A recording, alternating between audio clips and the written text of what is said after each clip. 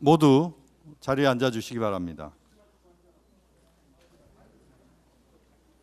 오늘 이 자리는 불교적 가치관에 담긴 화합의 지혜를 전 관계와 불교계가 함께 나누고 소통하는 뜻깊은 자리입니다. 국내의 수많은 갈등과 분열의 현장 곳곳에 편하게 전해지길 바라는 마음이 깊은 발언으로 담겨 있기도 합니다. 이러한 정성과 노력의 기운들이 우리가 가는 모든 길에서 봄 소식과 같이 향기롭기를 발언합니다.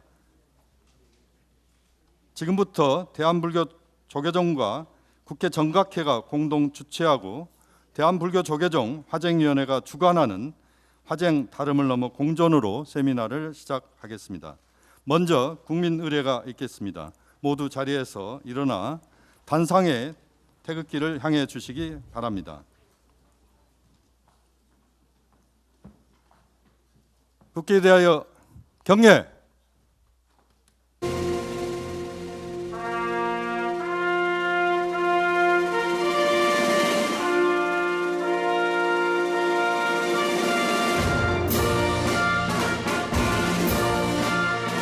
나는 자랑스러운 태극기 앞에 자유롭고 정의로운 대한민국의 무궁한 영광을 위하여 충성을 다할 것을 굳게 다짐합니다.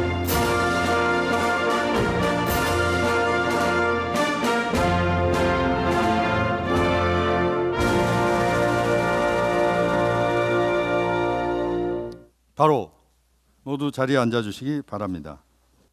다음은 대한불교 조계종 총무원장 진우 스님께서 치사를 해 주시겠습니다. 진우 스님을 큰 박수로 함성으로 모시겠습니다.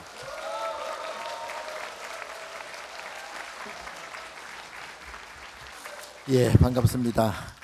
화쟁의 지혜로 갈등의 시대를 넘어 상생의 연꽃을 피웁시다. 만물이 생동하는 봄이 왔습니다. 우리 원효 스님의 원용회통 정신을 현대적으로 개성하고 우리 사회의 갈등을 치유하기 위한 화쟁 세미나가 열리게 된 것을 진심으로 기쁘게 생각합니다. 특히 공무로 바쁘신 중에도 민의의 전당을 대표하여 귀한 걸음을 해주신 국회의원 여러분들께 감사의 인사를 전합니다. 또한 이번 세미나를 추진해 주신 화쟁위원장 정만 스님과 패널 여러분께도 감사의 마음을 보냅니다. 오늘날 우리가 마주한 현실은 참으로 엄중합니다. 눈부신 물질 문명의 발전 뒤에는 이기주의와 분열, 이념과 대립, 경제적 불평등으로 서로를 향한 비난과 증오의 목소리는 우리 공동체의 안녕을 위협하고 있습니다. 특히 사회적 합의를 이끌어내야 할 정치적 영역에서의 갈등은 국민들에게 불안과 피로를 안겨주고 있습니다. 나만이 옳다는 집착과 상대를 굴복시키려는 마음이 대화의 문을 닫아버렸고 소통의 부재는 깊은 고립과 상처를 남기고 있습니다. 일찍이 원효 스님께서는 극심한 다툼 속에서 화쟁이라는 위대한 사유의 틀을 제시하셨습니다. 화쟁은 서로의 다름을 지우는 것이 아니라 차이를 인정하면서도 더 큰 진리를 향해 함께 나아가게 하는 길입니다. 갈등을 없애는 것이 아니라 갈등을 넘어서는 지혜이며 분열을 덮는 것이 아니라 조화를 이루는 바로 이 시대가 요구하는 길이 될 것입니다. 부처님의 가피 아래 오늘 모인 여러분의 지혜가 어두운 세상을 밝히는 등불이 되고 우리 사회의 아픔을 씻어주는 감로수가 되기를 기원합니다. 갈등의 파도를 넘어 평화의 바다로 나아가는 이 여정에 사부대중 모두가 함께 해주시기를 당부드립니다. 오늘 세미나에 참석하신 모든 분의 가정의 건강과 행복이 가득하시기를 축원드립니다.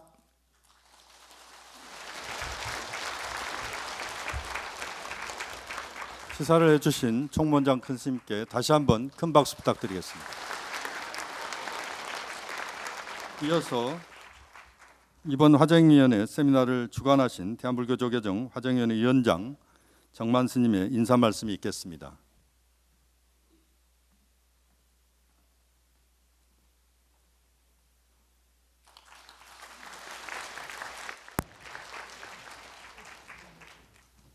제가 오늘 여러분들을 향해서 드릴 수 있는 말씀은 그저 감사하다는 말씀, 이게 저의 지금 현재의 심정이 아닌가 이렇게 생각을 합니다.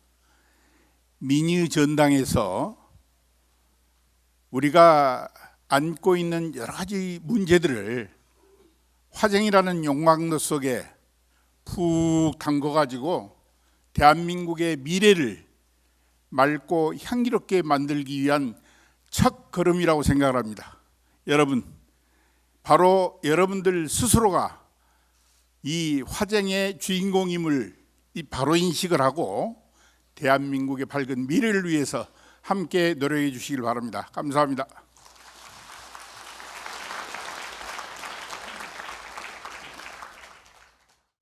다음은 국회를 대표하여 주호영 부의장님께서 축사를 해주시겠습니다. 큰 박수를 부탁드리겠습니다.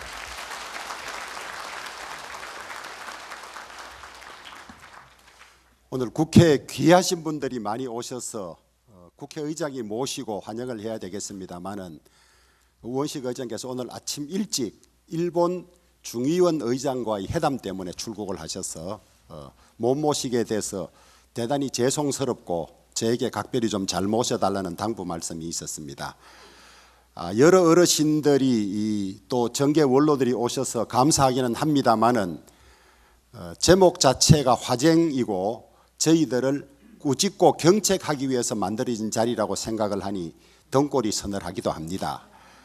우리 한국 정치가 어디 가서 정치인이라고 고개를 들기 어려울 정도로 조금 난폭하고 일방통행적이고 이런 것이 많아서 정말 이 원효 스님이 가르쳐 주신 화쟁이 어느 때보다도 필요하고 또 의회주의의 본령이 화쟁을 통해서 국리민복을 꾀하는 것인데 그렇지 못하다 보니까 산사에 계신 스님들께서 저희들을 나무라로 이렇게 오신 것 같습니다.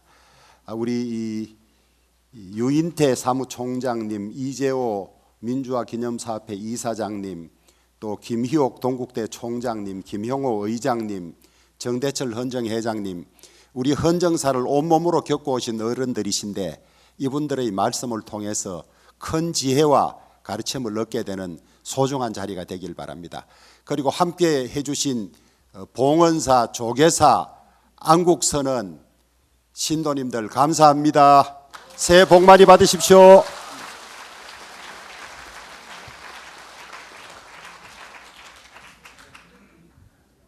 다음은 국회 정각회장이신 이현승 국회의원께서 축사를 해주시겠습니다. 큰 박수 부탁드리겠습니다.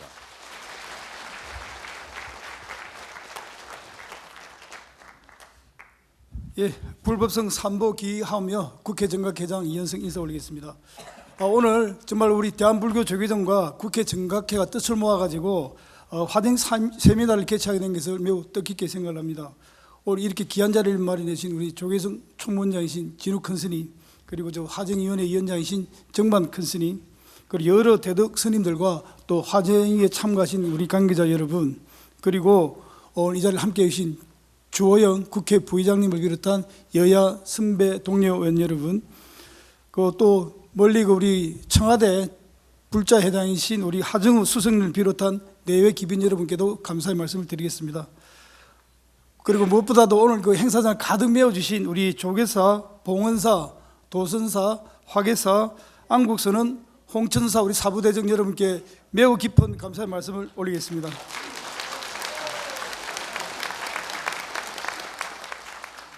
예, 오늘 정말 그 발제를 귀한 분들께서 오늘 맡아주셨습니다. 역대 우리 대한민국 헌정사에 있어서 다 한획을 거신 유명하신 분들입니다. 우리 그 김영호 전 국회의장님, 그리고 이재호 민주화운동기념사업회 이사장님, 정대철 헌정회 회장님, 그리고 유인태 전 국회 사무총장님, 그리고 오늘 사회를 맡아주신 우리 김희옥 전 동국대 총장님과 김어철 전 KBS 사장님, 박선영 동국대 교수님, 그리고 윤평중 한신대 명예교수님, 황정건 국회 도서관장님께도 감사의 말씀을 드리겠습니다. 오늘 세미나의 주제는 화쟁, 다름을 넘어 공존으로입니다. 원효대사의 화쟁 사상은 천년의 세월을 넘어서 우리 사회와 공동체가 지향해야 할 큰 가르침으로 이어져 내려오고 있습니다. 서로 다른 견해와 주장이라 할지라도 그 근원을 살펴보면은 하나의 이치로 통할 수 있음을 밝힌 원효대사의 원융 해통 가르침은 분별과 대립을 넘어서 화합으로 나아가는 지혜의 길을 이끌어주고 계십니다. 우리 민족의 역사를 돌이켜 보더라도 국난의 위기 때마다 우리를 다시 일으켜 세운 것은 바로 이 화쟁의 정신이었습니다. 계층과 신분을 초월해서 하나로 뭉쳤던 호국 불교의 전통, 국가적 대의를 위해서 마음을 모았던 통합의 역사는 오늘날 대한민국의 번영을 뒷받침한 소중한 정신적 자산이라 할 것입니다.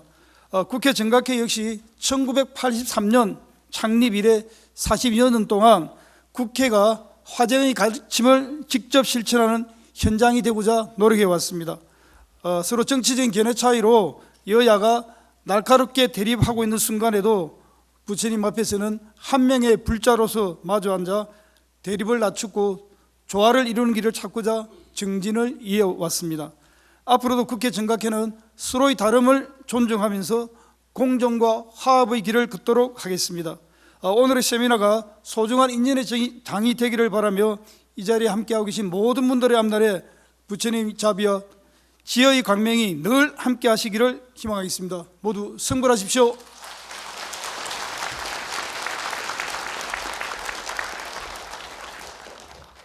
다음은 국회 정각회 수석 부회장 김영배 의원님께서 축사를 해주시겠습니다. 큰 박수 부탁드리겠습니다. 예, 정각회 수석 부회장 김영배입니다. 오늘 화쟁위원회 주관으로 국회에서 이런 토론회가 처음 열린다고 합니다. 아까 누가 그러셨는데 오죽했으면 화쟁위원회가 국회로 왔겠냐고 그러셨는데요. 그 가르침 잘 새기고 많이 스스로도 깨닫는 출발이 되었으면 좋겠다 싶습니다.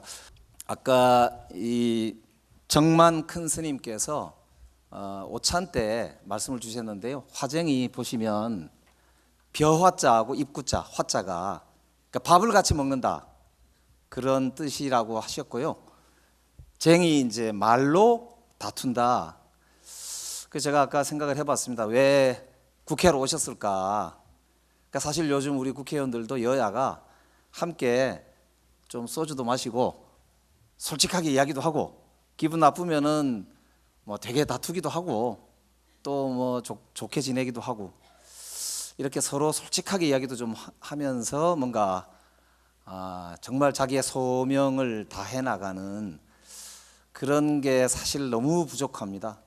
그래서 아까 말씀 들으면서 저도 오늘 스스로 정말 내가 깨달음을 얻을 수 있을까 그런 생각을 아까 내내 했습니다. 아까 진우 원장 스님께서 오늘 우리 국회 정각회가 신춘 법회를 하는 날이거든요.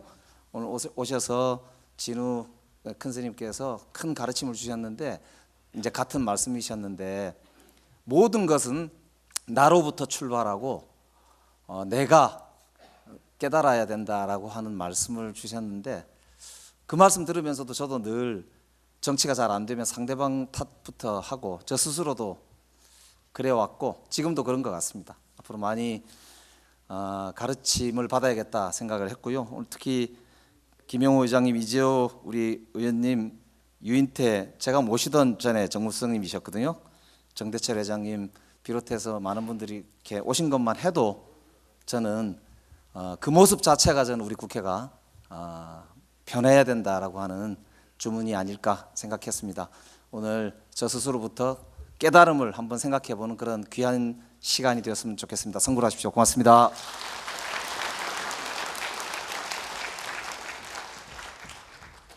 이어서 청와대 불자회 회장 하정우 수석께서 축사를 해주시겠습니다. 존경하는 대한불교 조계종 총무원장 진우 스님, 그리고 이 자리에 함께해 주신 많은 대덕 스님들, 그리고 불자 여러분 반갑습니다. 저는 청와대 불자회 회장을 맡고 있는 AI 미래기획수석 하정우라고 합니다.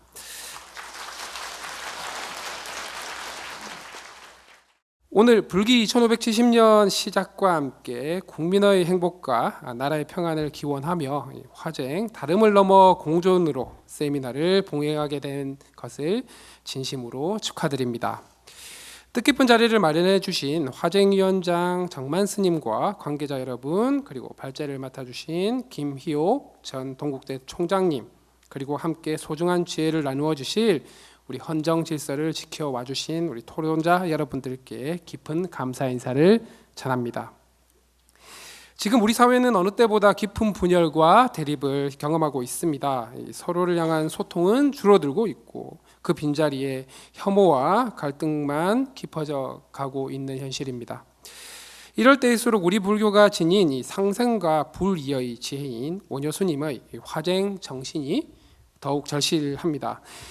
제가 생각하는 화쟁은 단순히 다툼을 멈추는 소극적인 화해를 넘어서서 서로의 다름을 인정하고 마주 앉는 용기 있는 수행이라고 생각을 합니다. 극심한 갈등을 해결하기 위해 필요한 것은 침묵이나 회피, 혐오가 아니라 경청과 대화라는 적극적 실천일 것입니다. 여기 계신 분들도 요즘 생성형 인공지능, 챗GPT 많이들 사용하실 겁니다. 이게 한 작년, 재작년부터 인공지능이 굉장히 똑똑해졌죠. 원래는 인공지능도 아주 똑똑한 인공지능 하나가 대답을 했는데 요즘 이런 챗GPT도 그렇고 인공지능은 다른 지식을 가진, 그리고 다른 관점을 가진 여러 작은 인공지능들이 사용자가 물어본 질문에 대해서 가장 적합한 답을 논의를 해서 답을 뱉어내 줍니다. 이미 화쟁의 정신이 인공지능에도 녹아 있다라는 뜻이 되죠. 저는 청와대 불자회장이자 인공지능 분야에 몸담아 온 공직자로서 첨단 기술이 경쟁과 분열의 도구가 아닌 이해와 공존의 마중물이 되어야 된다고 믿습니다. 인공지능이 사회 곳곳의 다양한 목소리를 세심하게 보듬고 복잡한 갈등의 실타래를 풀어내는 현대적인 화쟁을 위한 도구가 될 수 있도록 앞장서겠습니다. 기술이 사람 위에 군림하는 것이 아니라 부처님의 자비처럼 국민 한 분 한 분의 목소리에 더 가까이 다가가는 행정의 가교가 되도록 정진하겠습니다. 오늘 이 자리가 우리 사회 곳곳에 따뜻한 대화와 공감의 문화를 확산시키는 소중한 씨앗이 되기를 기원합니다. 부처님의 가호 속에 참석하신 모든 분들의 가정에 지혜와 평온이 가득하시길 기원합니다. 감사합니다.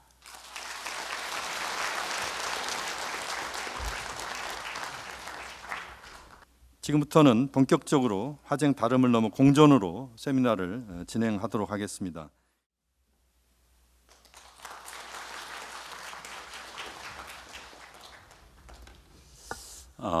네, 반갑습니다. 저희들이 화쟁 다름을 넘어 공존이라는 이름을 정한 것은 기본적으로 우리 사회에 가장 필요한 것은 역시 원효 스님의 화쟁이다. 그런데 우리는 다른 것과 틀린 것을 구분할 수 없다. 다른 것을 틀린 것을 생각한 우리 사회의 잘못된 부분을 고쳐보자. 그런 취지에서 화쟁 다름을 넘어 공존이라는 이름을 채택을 했습니다. 그런데 다름을 넘어 공존으로 가는데 가장 걸림돌이 되는 분야가 어디냐? 여기 많은 국회의원님들 와 계시지만은 정치가 아니겠느냐? 그래서 정치 파트를 하나를 떼냈습니다. 그래서 제 1부는 발제를 하신 다음에 제 1부는 정치 파트, 2부는 사회와 경제 파트로 이렇게 두 파트로 나눴습니다. 발제는 저희 화쟁위원님들 가운데서도 역시 불교의 가장 조예가 깊으시고 또 헌법학자이신 김희옥 전 동국대 총장님을 모셨습니다. 그래서 화쟁 사상과 헌법적 가치에 대해서 발제를 해 주시겠습니다. 발제 이후에는 첫 번째 정치 분야, 저기 제목이 나옵니다만 협치와 공존의 정치로, 협치와 공존의 정치로라는 제목으로, 사실 저건 저희들의 목표가 되겠습니다. 협치와 공존이 가능한 정치를 모색하기 위해서는 어떻게 해야 될 것인가. 그래서 정말 쓴소리를 해 주실 수 있는 우리 정치계의 원로 네 분을 모셨습니다. 그래서 첫 번째 토론 일은 김용호 전 국회의장님, 이재호 민주화운동 기념사업회 이사장님, 유인태 전 국회 사무총장님, 정대철 헌정회장님, 이건 가나다 순서입니다. 그래서 이 네 분을 모시고 우리 정치권에 대해서 또 국민들에게 가장 쓴소리 또 옳은 소리를 해주실 그런 분들을 모시고 함께 이야기를 들어보도록 하겠습니다. 그 토론 2에서는 공정과 연대 사회로라는 제목하에 각 분야의 전문가들을 모셨습니다. 언론계에서는 김우철 전 KBS 사장님, 경제계에서는 경제학과 교수님이신 박선영 동국대 교수님, 그리고 이제 사회 분야 유명한 평론가시죠. 윤평중 한신대학교 명예교수님, 그리고 법조계에서는 변호사이시자 국회 도서관장이신 황정근 님을 모셨습니다. 아마 이분들이 정말 좋은 이야기, 우리 사회에 도움이 될 수 있는 이야기를 해주실 것으로 기대를 합니다. 먼저 김희옥 전 동국대 총장님의 발제를 듣도록 하겠습니다.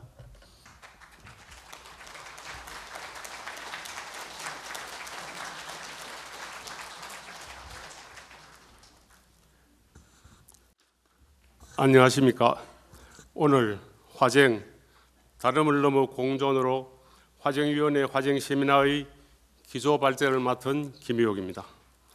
말씀드릴 기조발제의 주제는 화쟁사상과 우리의 헌법적 가치를 이 시대 대한민국에 왜 실천해야 하고 어떻게 구현할 것인가에 관한 것입니다. 대한민국 공동체 유지 존속과 통합이라는 헌법 정신, 헌법적 가치와 원효 스님의 화쟁사상은 갈등과 대립을 극복하고 보다 높은 가치인 인간의 존엄과 가치, 국민의 행복 추구, 자기결정 등 기본적 인권을 보장하는 공동체의 유지 존속과 안전, 국가 사회 통합으로 나아가야 한다는 점에서 그 가치와 정신이 같은 지점에 있다고 볼 수 있습니다. 우리 헌법은 제정 이래 77년여 동안 9차례의 개정을 거쳤지만 일관되게 유지되고 있는 헌법 정신, 헌법적 가치는 민주적 기본 질서와 국민의 행복 추구 등 기본권 보장, 그리고 대한민국이라는 공동체 존속 유지 발전을 위한 공동체 통합 정신입니다. 그런데 근간의 우리 국가 사회 상황을 보면 정치를 비롯하여 경제, 사회, 문화 등 많은 부분에서 갈등과 대립, 분열의 정도가 크게 심화되어 있습니다. 2025년 사회조사에 의하면 국민 약 76.8%가 우리 사회의 정치적 갈등과 입장 차이가 너무 커서 사회를 불안하게 만들며 우리 사회의 위험한 수준이라고 하고 있습니다.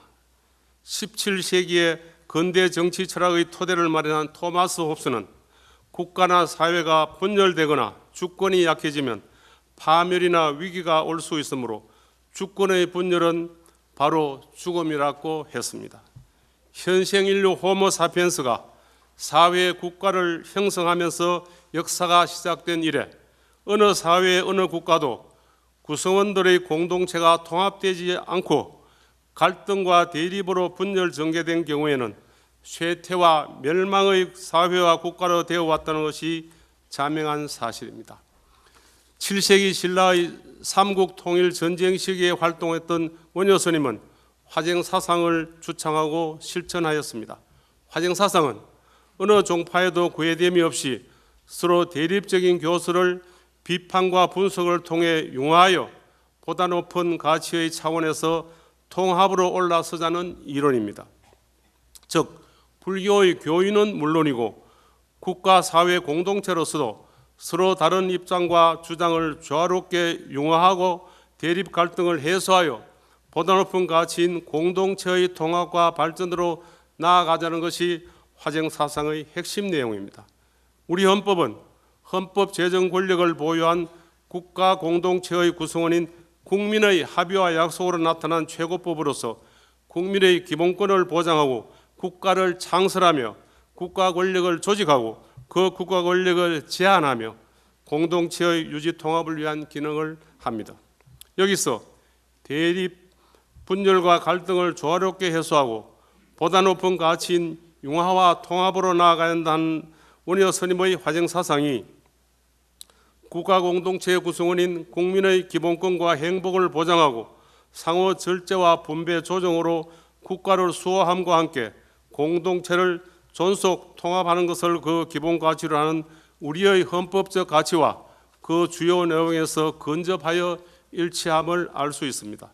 이러한 관점에서 우리 사회의 대통합을 위해서 화쟁 사상과 헌법적 가치에 대해서 좀 더 구체적으로 살펴보겠습니다. 먼저 화쟁 사상의 전개에 대해서 보면 원효 스님은 신라의 삼국 통일 전인 진평왕대에 태어나 선덕, 진덕, 무열왕대를 지나 삼국을 통일한 문봉왕을 거쳐 신문왕 6년까지 활동하였습니다.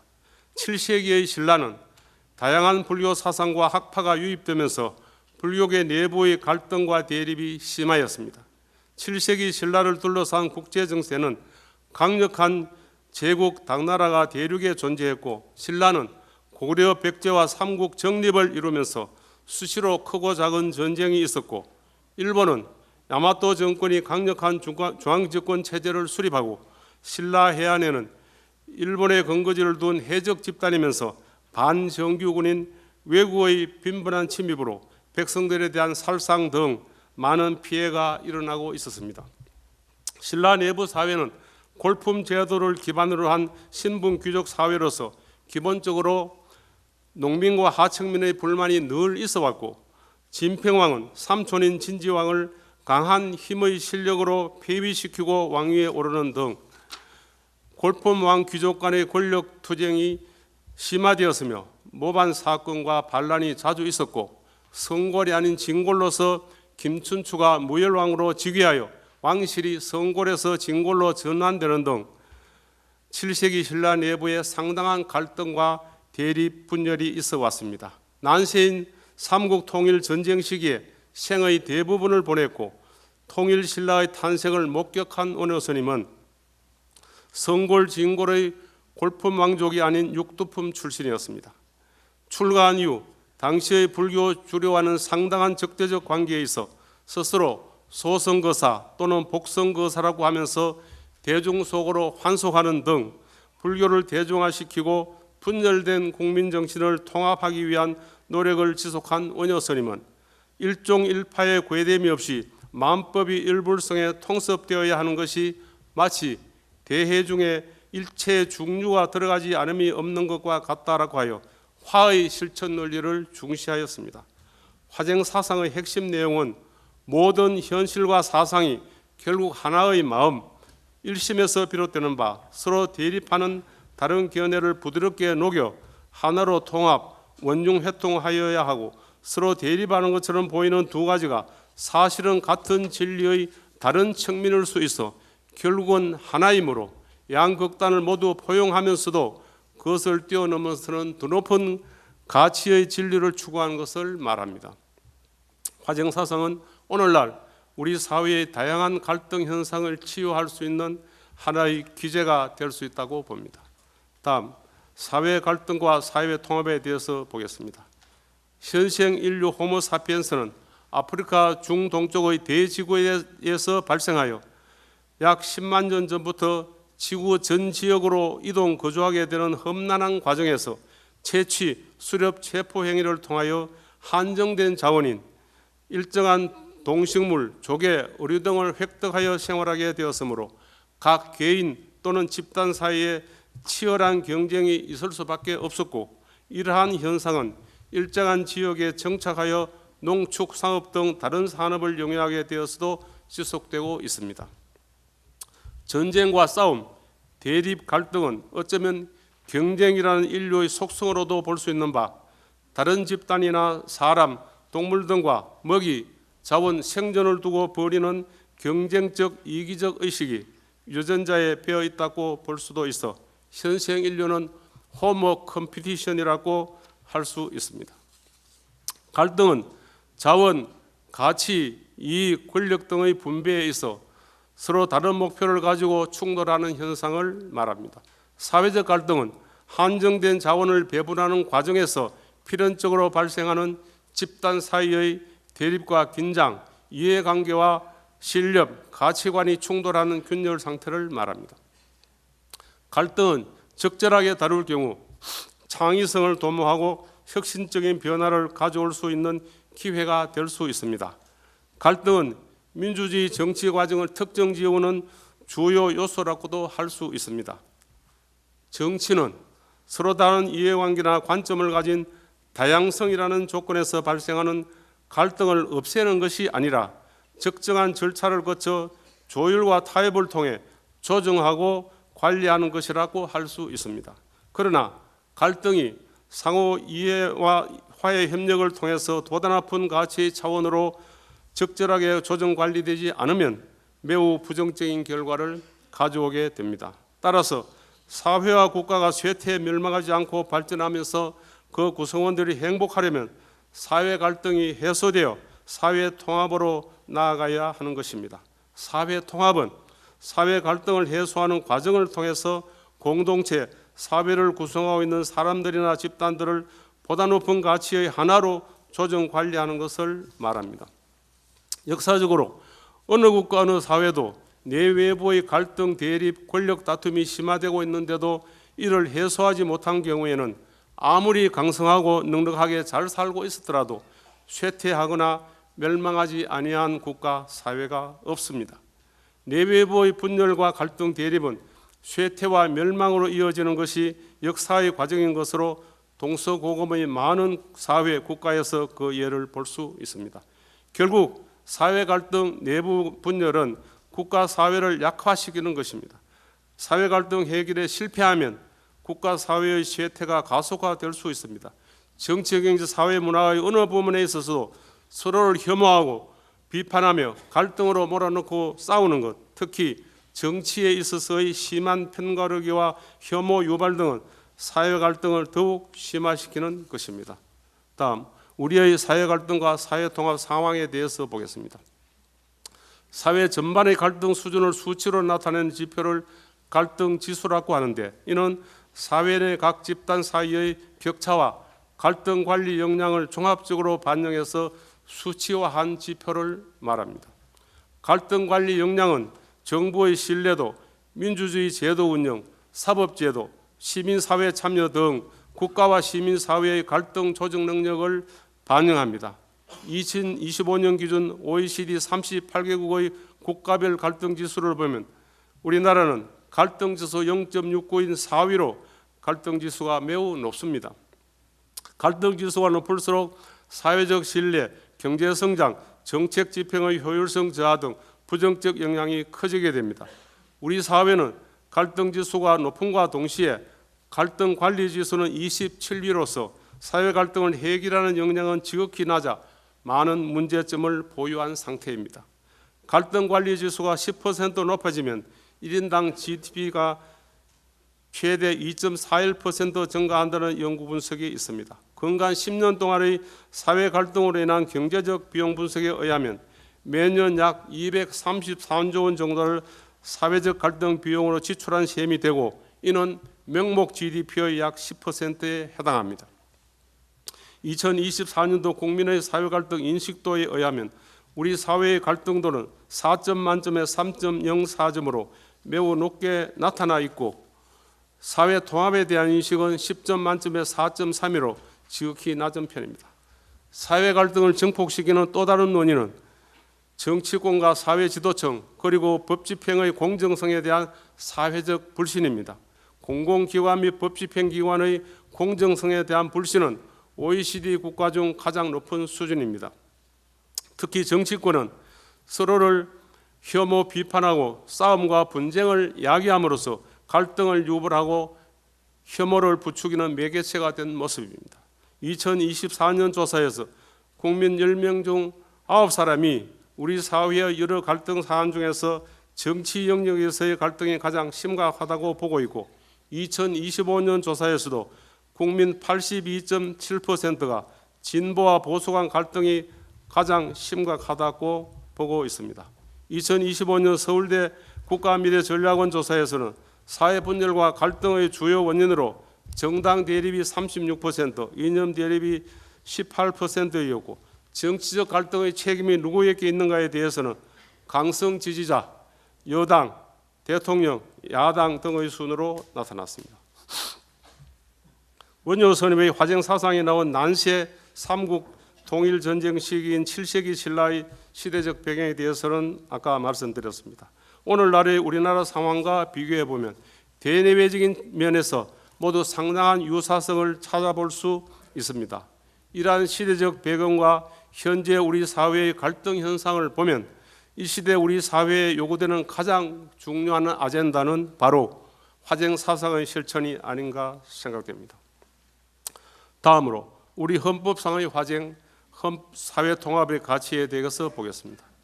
국가와 공동체 및 그 구성원들 생활의 근본과 질서를 형성하는 공동체의 근본법이자 최고법인 헌법을 만들어내는 힘인 헌법 제정 권력은 국민 주권 원리에서 언제나 그 해당 공동체의 구성원인 국민이 보유합니다. 헌법은 국민의 행복 추구권과 자기결정권을 포함한 기본권을 보장하고 국가를 창설하며 국가 권력을 조직하고 또 그 국가 권력을 제한하며 정치적 정의와 평화의 실현 및 공동체의 유지 통합을 위한 규범의 기능을 합니다. 정치 활동을 적나라한 권력 투쟁이 아니라 헌법이 정하는 자유와 권리 행사를 통해서 건전한 경쟁으로 되게 하고 다양한 정치적 이익들 사이의 대립과 갈등을 규범의 틀 속에서 해소할 수 있도록 하는 것입니다. 헌법적 가치는 헌법이 지향하는 정신과 가치체계로 국가 운영의 방향을 제시하고 국민의 기본권을 실질적으로 보장하는 핵심 원리를 말합니다. 우리 헌법은 국민은 최고 권력으로서의 주권을 보유하며 모든 국가 조직의 정당성의 근거는 국민으로부터 나온다는 민주국가적 헌법 원리인 국민주권주의와 입헌주의, 국민의 행복 추구와 자기결정을 포함하는 기본권의 보장, 공동체의 유지 존속, 안전의 보장 등을 핵심 가치로 보유하고 있습니다. 국가의 구조 원리인 민주국가, 법치국가 원리는 공동체의 보장을 실현하는 수단으로 존재하는 것으로 이러한 원리와 가치는 공동체 보장의 원리에 기속됩니다. 헌법은 그 자체가 공동체와 그 구성원이 존재함을 전제로 하기 때문에 공동체 보장이라는 명시적 규정의 유무와 관계없이 공동체의 유지 존속과 안전은 모든 헌법 규정이 그 전제로 하고 있는 가치인 것입니다. 공동체의 존속과 안전은 구성원의 자유와 권리 보장을 위한 전제를 이루고 있으므로 헌법은 이 둘을 모두 보장하는 것입니다. 공동체의 존속과 유지에 가장 우선적으로 요구되는 것은 구성원들 간의 대립 갈등이 아닌 통합의 가치입니다. 헌법은 공동체의 보장을 명확히 해야 할 필요성이 있는 경우에는 이를 명시하고 있습니다. 기본권을 제한함에 있어서 공동체의 존속과 안전이라는 가치를 명시하거나 국가에게 공동체의 보장 의무를 부여하는 것을 정한 것이 이에 해당합니다. 이와 같이 헌법은 공동체인 국가 사회의 갈등과 대립 분열을 배제하고 통합으로 가야 한다는 정신, 즉 공동체의 유지 존속을 위한 가치를 담고 있습니다. 다음, 권력 분립과 분립된 국가기관 권한의 한계에 대해서 보겠습니다. 권력 분립은 권력의 집중과 남용으로 인하여 발생하는 국민의 자유와 권리에 대한 억압과 침해를 방지하기 위한 이념에서 나온 것입니다. 헌법은 권력 분립 원칙을 개별 독립 조항으로 명시하고 있지는 않지만 국가 권력을 입법, 행정, 사법, 헌법재판권 등으로 분할하고 각 국가기관이 그 배분된 권한에 따라 기능을 수행하게 하며 각 헌법기관으로 하여금 서로 견제하고 통제하게 하고 있습니다. 각 국가 권력을 분할하되 서로 견제, 통제하여 국가 권력 간의 균형을 이루어야 하는 것이 헌법의 가치요 원칙입니다. 헌법은 이와 같이 국가 권력을 분할하면서 분립된 국가 권력 사이의 균형과 통제를 위한 많은 규정을 두고 있습니다. 분립된 각 국가기관, 즉 입법권의 국회, 행정부 수반인 대통령, 사법권의 법원은 물론이고 헌법재판권의 헌법재판소도 배분된 권한의 한계를 헌법적 가치의 범위 안에서 가지고 있습니다. 국가 권력의 분립을 통한 균형과 통제를 위한 헌법적 제도가 마련되어 있지만 실제의 현실 공권력 행사에 있어서는 각 국가기관이 주어진 권능의 한계를 벗어나거나 공권력의 행사가 헌법의 가치를 위반하는 경우가 있기 때문에 헌법은 헌법재판소의 입법 작용과 정치 작용으로서의 기능을 부여하여 정치적 갈등, 사회적 갈등을 헌법의 틀 안에서 해소하도록 제도화하고 있습니다. 정치는 국가 권력을 획득하고 행사하며 유지 관리하는 행위를 말합니다. 정치의 목적은 헌법적 가치인 인간의 존엄과 국민 행복 추구 등 기본권을 실현하며 사회 통합과 사회 질서를 유지하는 데 두어야 하고, 정치의 기능은 구성원인 국민의 자기 결정과 행복을 구현하고 국가 발전 방향, 정책을 제시하며 국가 사회 통합과 사회 질서를 유지하는 데 있는 것입니다. 그러나 현실 정치에 있어서는 실제로 정치, 경제, 사회, 문화적 이해관계를 둘러싼 분쟁이나 싸움, 갈등이 생겨나게 되므로써 분립된 각 국가기관이 그 견제와 균형의 범위를 벗어나 배분된 권력의 한계를 벗어나는 일이 발생하게 되는 것이 문제입니다. 배분된 권능의 한계를 벗어나 권한을 행사하는 경우에는 그것이 국회이든 행정부 소관인 대통령이든 법원이든 헌법재판소이든 해당 국가기관이 헌법 제정 권력자이며 최고의 권력인 국민과 대립하고 갈등을 일으키며 싸우게 되는 것입니다. 이러한 과정이 바로 헌법에 위반되고 공동체의 보장과 통합에 반하며 화쟁 사상에 반하는 것으로 됩니다. 권력 분립 각 국가기관의 권력 범위와 그 내용 행사에 헌법상의 한계가 있는 것과 같이 국회의 입법권에도 당연히 헌법상의 한계가 있습니다. 국회 입법권도 헌법과 법률, 기본권 존중과 공동체 보장, 공공질서 유지 등의 헌법적 가치, 과잉 금지의 원칙 등의 한계가 적용됩니다.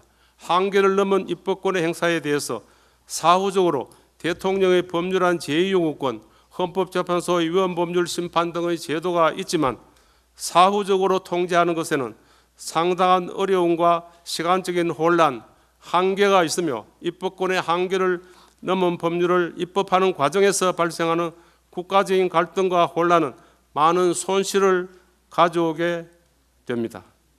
결국 입법권을 남용하는 것은 헌법상의 각 가치, 특히 공동체의 보장 정신에 위반되는 것입니다. 역사상 바이마르 헌법은 바이마르 공화국의 헌법입니다. 독일의 바이마르 공화국은 1919년 독일 제국을 무너뜨리고 건국되어 1933년 소위 수권법이 통과되어 나치 정권이 수립될 때까지 존속한 국가입니다. 바이마르 헌법은 당시 세계에서 가장 민주화되고 사회적 기본권까지도 규정한 최선진화된 헌법이었는 바 많은 장점을 가지고 있었기 때문에 우리나라를 비롯하여 제2차 세계대전 이후에 헌법을 제정하는 많은 국가에서 이를 모델로 하였습니다. 바이마르 공화국은 1933년 나치당이 중심이 되어 의회에서 소위 수권법을 통과시킴으로써 붕괴되어 의회 민주주의는 무너지고 행정, 입법, 사법을 장악한 나치 히틀러의 독재 체제로 진행된 것입니다. 역사적으로 보면은 바이마르 공화국 의회의 수권법 통과야말로 전형적으로 입법권의 한계를 일탈한 헌법 위반적, 반공동체적, 반화정적인 공권력 행사라고 평가할 수 있습니다. 마지막으로 정리해 보겠습니다. 위에서 본 바와 같이 오늘날 우리 사회 국가 공동체는 갈등이 매우 심한 상황에 놓여 있습니다. 특히 정치는 국민의 행복을 구현하고 사회 발전 방향, 정책을 제시하며 사회 갈등을 해소하여 국가 공동체를 통합하고 사회 질서를 유지하는 것이 그 목적임에도 불구하고 현실의 정치 관련 갈등 지수는 다른 분야보다도 더 높습니다. 공동체 내의 지나친 갈등과 대립은 정치적인 사회문화의 모든 분야에 걸쳐서 국가 사회의 발전을 저해하고 공동체의 구성원인 국민의 자기결정, 행복 추구의 기본권을 해하게 됩니다.